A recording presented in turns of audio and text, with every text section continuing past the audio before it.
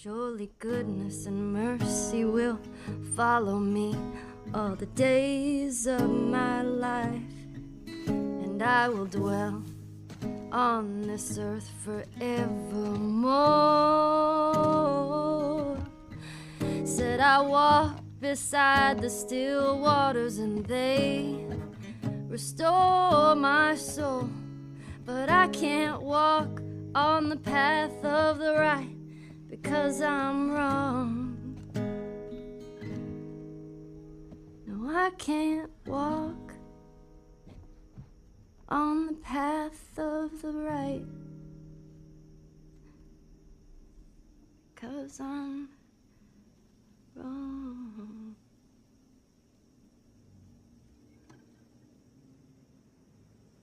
What are you doing, kiddo?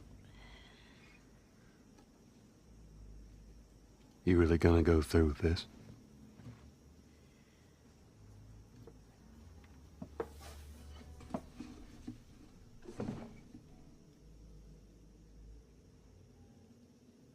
I'm gonna find, and I'm gonna kill every last one of them.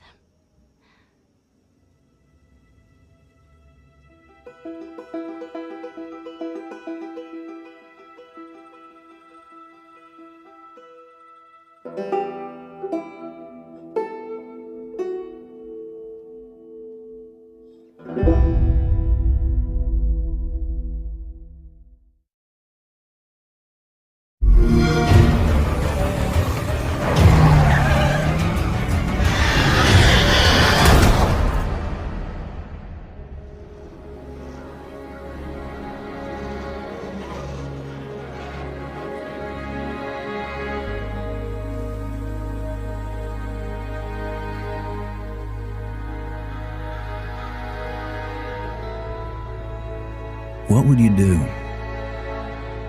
if the world you knew was gone? All the comforts, the simple pleasures you took for granted. How would you protect yourself and the ones you love when the protectors can't even save themselves?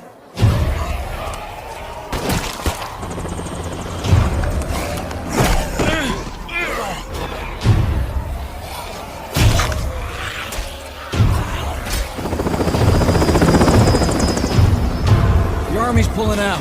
Come on.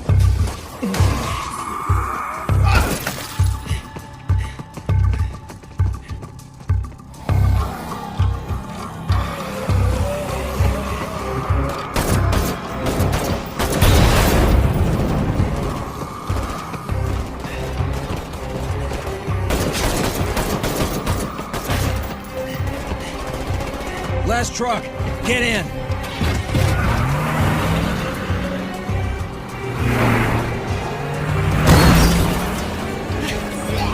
Some of this?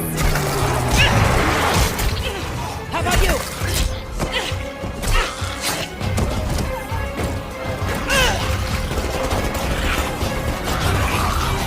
How will you decide who belongs?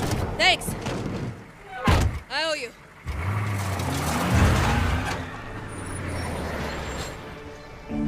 How will you choose a place to call home?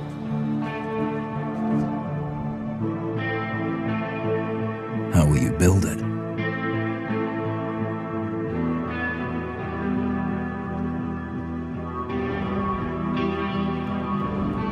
Work together to defend it from the terror just outside the walls.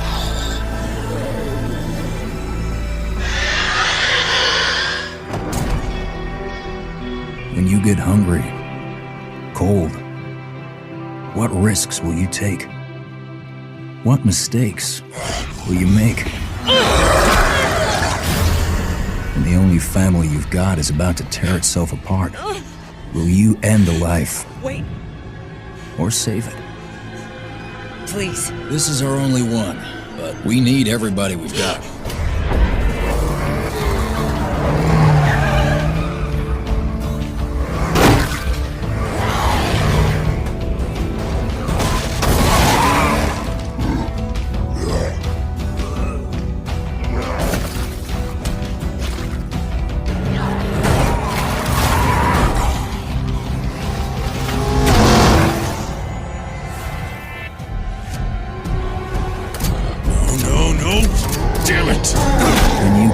too deep and realize no one gets a second chance.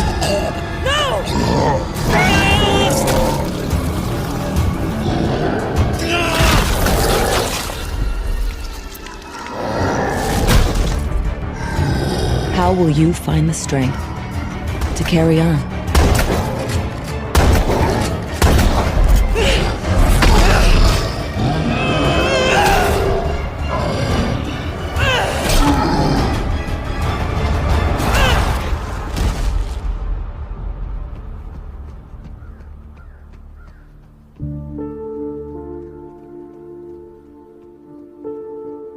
In this world of the living and the dead,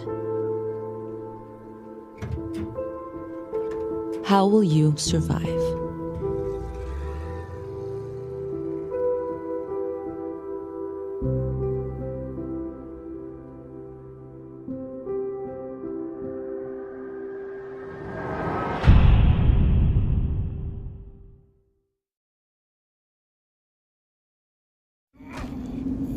Hi, my name is David Goldfarb, and this is Project White. Project White is set in an alternate history of the early Viking era.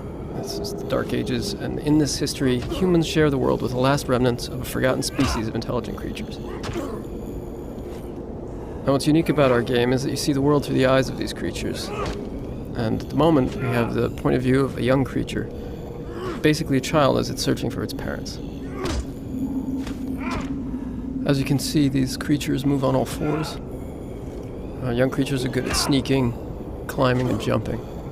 This is a cruel world, and humans have almost eradicated your kind entirely. Here we can see two of them hacking away at the body of your father, probably to take a trophy. They've spotted us. We need to get away. And while a child, you can easily be killed, even by the weakest humans.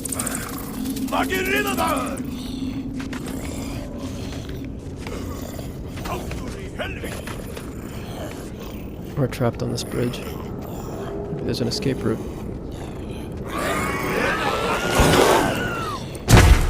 Okay, I think we're safe.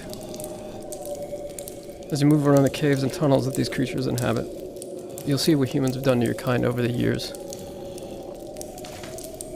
Sneak to safety. Now, one of the things about being a young creature is that you can crawl into spaces that no human could follow.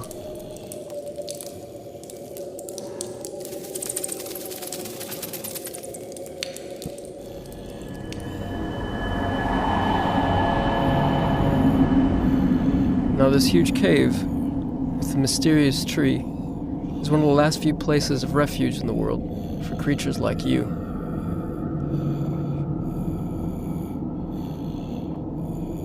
So that's the world through the eyes of a young creature, running away from even the weakest human. Now we're going to go forward in time and see the world through the eyes of a larger, more powerful adolescent creature, and see what they're capable of doing.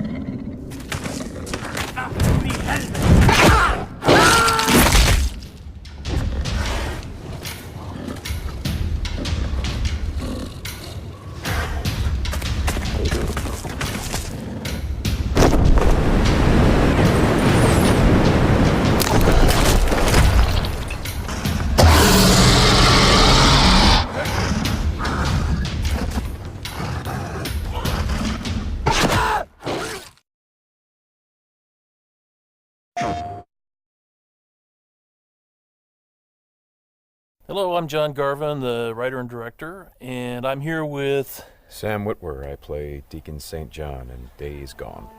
Yeah, and we're here to talk about the alternate path demo. So we did 2 demos for E3 this year. One you guys saw at the media showcase, and this one we showed behind closed doors on the floor at E3. And so for the first time, we're releasing it online so that everybody can kind of take a look at it. And I thought I'd just talk a little bit about, what the differences are, and just kind of like just show you what we were trying to accomplish this year. Yeah, I mean, the most obvious difference so far is the last one was nighttime during the rain, and this is daytime during the snow. Yeah, and it's not just cosmetic. And I think that's one of the things we really wanted to emphasize, because this time we're showing sort of a day in the life of Deacon. You see he's on the drifter bike here. We wanted to show a little more of the bike riding, and how the weather can kind of impact that. So we have this drifting mechanic, right? You see him kind of slipping and sliding around a little Changes bit. the handling of the boat. That's really interesting. Now, there were wolves there last time, John, and these wolves would pursue you down this road, and then Deacon had to turn his back, shoot a wolf, and he got clotheslined right up there, didn't he? Yeah, exactly. So this time you see that he wasn't being chased by the wolves. That's a dynamic event that can just that can happen or not. It just depends on when you're playing the game. Interesting. And this time Deacon saw the ambush and he was able to avoid it. So he kind of comes up and around and behind them. So does weather impacts whether these creatures show up or not in daytime, nighttime, all that stuff? Yeah, absolutely. So especially the freakers, they come out. They're mostly nocturnal, but they will come out as the weather gets colder. They become stronger in the cold. Right. And so that will, again, kind of change up the way the game plays. That's very, very... I kind of love that you decided to do this as a demo to show two completely different iterations on the same exact mission in the game. Yes, exactly. So we wanted to have, the job is basically the same. Deacon hears that his buddy's in trouble, rides out to save his life. And, as you can see here, this is a completely different experience from what we showed in the first demo. In the first one, Deacon gets clotheslined, and it sounded very painful, by the way. Speaking of painful, okay, so the combat in this game is fairly brutal. John, you want to talk about that a little bit? Well, we just wanted to make it as realistic as possible. So, yeah, we're not holding back on that at all. And Sam's done most of his own stunt work for this. And I can tell you that when we're on the performance stage and we're capturing that stuff, we just try to keep it real, right? Right. Well, right. There was sort of a decision made at some point. I've been on the project for 2 or 3 years now. Yeah, I think 3 years. And so early on, I think there was a more, what were we? It was more Kurt Russell and sort of a two-fisted thing, and then it turned into, hey, let's take this quite seriously. And what that required is a lot more.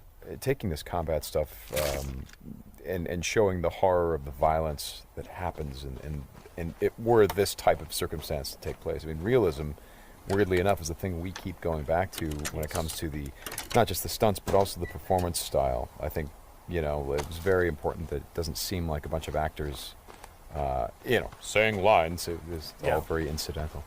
And we wanted the world to sort of reflect that as well. So you saw there that, Deacon broke into that emergency vehicle and found some supplies. So this is what we're calling our survival vision. So you saw that earlier when he was looking at Manny's bike on the ground. Mm-hmm. And it's just kind of a way of seeing tracks in the world and sort of imagining what might have happened. Mm-hmm. And here I just wanted to point out that you're seeing in this part of the demo that there are freakers there. There weren't there before because it wasn't snowing. It was, and it was getting lighter out. It wasn't getting darker like it is.